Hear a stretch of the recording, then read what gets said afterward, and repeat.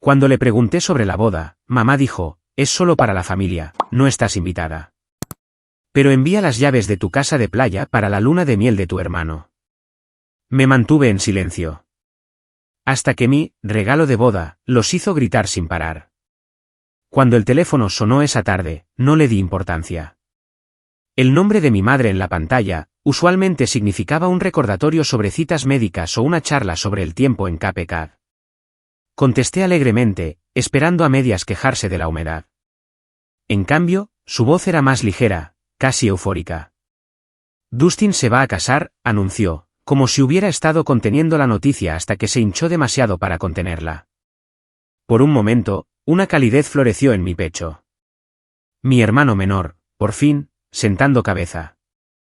Me imaginé una iglesia, un salón de recepciones, tal vez incluso una banda.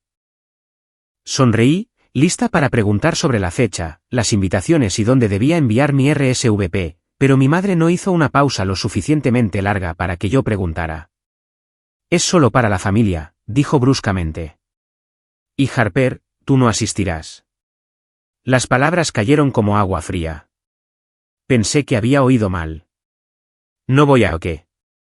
Es decisión de Dustin, continuó. La quiere pequeña, privada, solo para la familia inmediata. Me reí una vez, corta y aguda. Yo soy familia inmediata. Suspiró, como siempre hacía cuando creía que yo estaba siendo difícil. ¿Sabes a lo que me refiero? Su tipo de familia. Lo entenderás algún día. Me recosté, aturdida y en silencio. Mi hermano se casaba, y no solo estaba excluida, sino que mi madre estaba haciendo guardia en la puerta, asegurándose de que me quedara fuera antes de que pudiera reunir una respuesta. Siguió, su tono cambiando a algo casi casual. De todos modos, a Dustin y Willow les encantaría usar la casa de playa para su luna de miel. Creen que sería el lugar perfecto para relajarse. Solo envíales las llaves antes del próximo fin de semana. Ahí estaba. El verdadero propósito de la llamada, no para compartir alegría, no para invitarme, sino para solicitar acceso al único lugar que siempre había sido mío. Se me apretó el pecho. La casa de playa no era solo una propiedad. Eran veranos de aire salado y castillos de arena. Largas tardes con libros junto a las olas, el único lugar donde me había sentido verdaderamente en casa. Forcé mi voz para que se mantuviera firme. Lo pensaré, dije, aunque por dentro, algo afilado e inflexible comenzaba a formarse. Cuando la llamada terminó, me quedé en la quietud de mi cocina, el zumbido del refrigerador era el único sonido. La exclusión me quemaba, pero debajo, otro fuego se encendió, y ese fuego me seguiría hasta los recuerdos de lo que esa casa realmente significaba. Después de que la llamada terminó, me encontré mirando la pequeña llave de latón que colgaba de un gancho cerca de la puerta trasera, la llave de la casa de playa. Mi mano se movió para alcanzarla, pero en cambio, cerré los ojos y dejé que los recuerdos me invadieran. La casa había sido nuestra desde que tenía 12 años. Mi padre la compró después de años de ahorro. Una modesta cabaña de tablas de madera frente a la costa de Cape Cod. No era grandiosa, pero para mí, era mágica. El aire salado, el interminable romper de las olas, la forma en que el sol se sumergía naranja en el horizonte. Fue allí donde aprendí a respirar libremente en aquel entonces. Dustin también la adoraba. Tenía 9 años y siempre me seguía con los pies arenosos, pidiéndome que construyera castillos o que corriéramos hasta el agua. Pasamos veranos enteros con rodillas raspadas, manos pegajosas de helado y risas que resonaban contra las dunas por un tiempo. La casa de playa era el único lugar donde éramos iguales, solo un hermano y una hermana. Sin comparaciones, sin favoritismos. Pero las cosas cambiaron. Mi padre falleció cuando yo tenía 25 años, y su testamento me nombró única propietaria de la casa. Dustin obtuvo otros activos, pero no la cabaña. Yo sabía por qué, y papá confiaba en mí para preservarla, para mantenerla en pie como el ancla de la familia. Dustin nunca perdonó eso. Desde entonces, en cada día festivo, ha insinuado, a veces bromeando, a veces no, lo injusto que era. Yo solía restarle importancia, diciéndome a mí misma que solo tenía envidia, que se le pasaría. Pero el resentimiento solo se profundizó, alimentado por la forma en que mi madre lo consentía. Dustin era el hijo de oro, lleno de promesas, incluso cuando su vida se construía sobre préstamos y excusas. Ahora, años después, ese mismo resentimiento había tomado forma. Ya no solo miraba la casa, la exigía como si siempre hubiera sido suya. La llave brillaba a la luz de la tarde, y supe que esto ya no se trataba de recuerdos. Se trataba de un límite que se había cruzado, uno que ya no podía ignorar. Y cruzar ese límite llevaría la imagen de Dustin, el hijo de oro, a un enfoque más nítido y peligroso. Dustin siempre había sabido cómo encantar a una sala. Podía llegar tarde, sin preparación, y aún así irse con elogios, mientras yo me sentaba invisible en un rincón, de niña. Él era el travieso, el que doblaba las reglas, el que mi madre defendía con una risa suave y un movimiento de cabeza. Así es Dustin, decía ella, como si esas 3 palabras lo excusaran todo. No había cambiado con la edad. Flotaba de un fracaso empresarial a otro, siempre pidiendo prestado, siempre prometiendo la próxima gran cosa. Cada vez que tropezaba, mi madre lo llamaba mala suerte, mientras que cualquier éxito mío era tratado como esperado, nada extraordinario. Dejé de esperar reconocimiento hace años, pero ser excluida de su boda marcó la línea con tinta más oscura. Willow, su prometida, encajaba perfectamente en el cuadro. Provenía de un respetable apellido que se había diluido junto con sus cuentas bancarias. La conocí una vez en una... Ella lo hacía parecer exitoso por proximidad, y él le ofrecía la ilusión de estabilidad. Su boda, catalogada como familiar, nunca estuvo destinada a ser pequeña. Fue curada, un escenario donde Dustin podría ser el centro, admirado, mientras yo era eliminada completamente del guión. Mi ausencia no sería un error, sería intencional, un borrón. Durante años, había sido la hermana tranquila, la que se tragaba los desaires y seguía adelante. Pero al escuchar a mi madre descartarme tan fácilmente, me di cuenta de que mi silencio les había facilitado las cosas. Le había permitido a Dustin convertirse en el hijo de oro sin control. Y ahora, enfrentada a esta exclusión deliberada, sentí que la quietud comenzaba a romperse. El aguijón de la exclusión no se desvaneció. Se me pegó como la sal en la piel, filtrándose en cada pensamiento. Durante días después de la llamada, repasé las palabras de mi madre en mi cabeza, su tranquila desestimación. Su giro sin esfuerzo de decirme que no era bienvenida en la boda de Dustin a pedirme las llaves de mi casa. La crueldad ni siquiera estaba disfrazada. Era casual, como si yo no fuera más que una nota a pie de página, útil solo por lo que poseía. Al principio, llevé la humillación en silencio como siempre lo había hecho. Me movía en mis rutinas, trabajo, recados, tardes en silencio, fingiendo que no importaba. Pero cada vez que tomaba una taza de café o doblaba la ropa, la amargura regresaba. La historia de mi familia siempre se había escrito con Dustin en el centro, y se esperaba que yo interpretara a la hermana tranquila y complaciente. Durante años, me dije a mí misma que permanecer en silencio era una forma de fuerza, que demostraba que estaba por encima de su favoritismo. Pero ahora, solo se sentía como una rendición. Esa noche, me paré en mi cocina, mirando la llave de latón que colgaba cerca de la puerta trasera, la llave de la casa de playa, el legado de mi padre, el único lugar en el mundo que nunca me había pedido que me encogiera o me comprometiera. Y de repente, entendí que darle esa llave a Dustin sin resistencia sería la anulación final de mí. Así que, cuando le devolví la llamada a mi madre, mi voz era suave, firme. Le dije que lo pensaría, que quería asegurarme de que la casa estuviera lista. Ella parecía satisfecha, quizás incluso engreída, segura de que volvería a caer en mi papel. Pero ella no escuchó lo que vivía debajo de mis palabras, el cambio de resignación a resolución. No iba a discutir ni a suplicar. Ya había terminado con eso. En cambio, le daría a Dustin exactamente lo que pidió, envuelto cuidadosamente en forma de regalo. Solo que esta vez, no sería la llave de mi casa, sería la llave de su perdición. Y con esa decisión, el silencio que había usado durante años finalmente se rompió, dando paso a algo más agudo, algo que ya no podía ser ignorado. No me apresuré. Actuar impulsivamente era un hábito de Dustin, no mío. En cambio, me moví con cuidado, una pregunta a la vez, un paso tranquilo tras otro. Si pensaban que simplemente les entregaría las llaves del legado de mi padre, estaban equivocados. Comencé con personas que conocían a Dustin desde hacía más tiempo de lo que yo había podido soportarlo. Un antiguo socio comercial respondió a mi llamada con una risa amarga. Dustin no había sabido nada de él desde que abandonó la empresa del restaurante.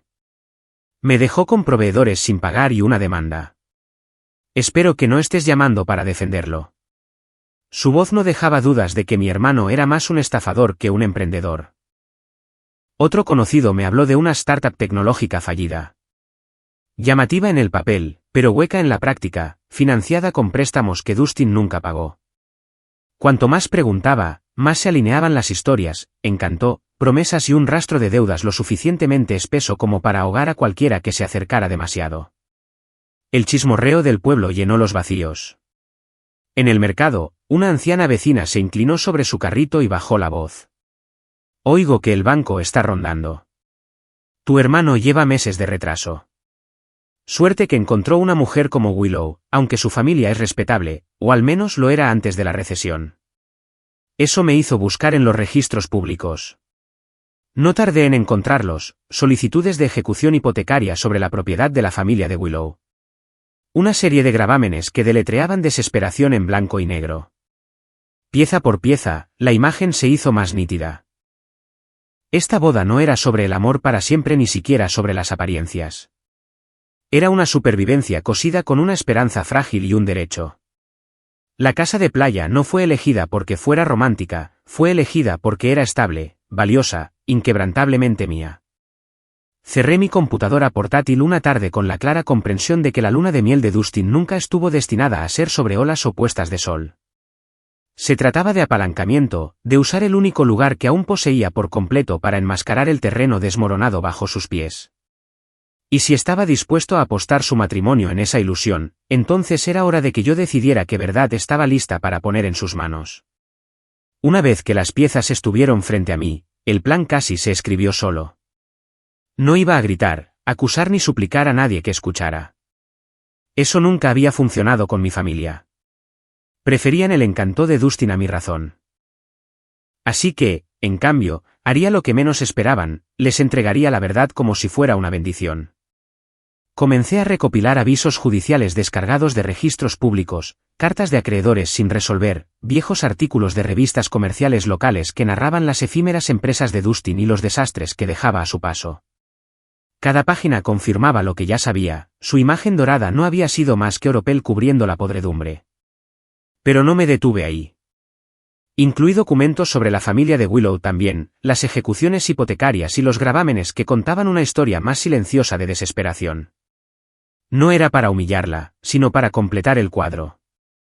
Este matrimonio no era una unión de amor, sino de necesidad, y quería que ambos lo vieran plasmado en tinta que no pudiera borrarse. Deslicé todo en un portafolio de cuero, de los que usan los profesionales para presentaciones. Se sentía apropiado. A Dustin siempre le había encantado actuar como si fuera importante, como si el mundo se doblegara a sus promesas. Que pasara las páginas de una actuación hecha por él mismo. Tuve cuidado con cada detalle. Papel de regalo plateado, liso e impecable, un gran lazo blanco atado perfectamente en el centro, el tipo de paquete que pertenecía a la cabecera de una mesa de regalos, admirado antes de ser abierto. Coloqué una tarjeta encima, mi letra firme, para Dustin y Willow, con amor, que este regalo les sea de utilidad para construir un futuro juntos. Cuando terminé, coloqué la caja en el centro de mi mesa del comedor y la miré fijamente. Parecía inofensiva, casi elegante, pero yo sabía lo que contenía. No venganza, no rencor, solo la verdad, en capas e innegable. Y muy pronto, la verdad llegaría a su puerta, esperando ser desenvuelta. No tardó mucho, 2 días después de que dejé el paquete en el apartamento de Dustin, mi teléfono se iluminó con su nombre. Lo dejé sonar una vez antes de contestar, calmando mi respiración. ¿Qué demonios te pasa? Su voz ya estaba en un tono agudo, lo suficientemente fuerte como para resonar a través de la línea. ¿Crees que esto es gracioso? Arruinaste nuestra semana de bodas. Detrás de él, escuché un llanto ahogado, Willow. Sin duda, el susurro de papeles siendo golpeados contra algo duro. El sonido de mi portafolio derramando su contenido por el suelo se desarrolló exactamente como lo había imaginado. Te envié un regalo, dije con calma. ¿Lo abriste?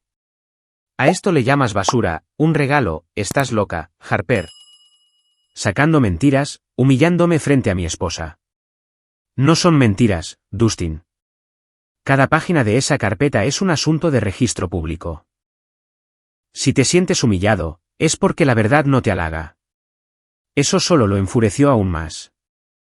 Un torrente de maldiciones se derramó. Y luego, otra voz intervino, la de mi madre. Harper, ¿cómo pudiste hacerle esto a tu hermano el día de su boda?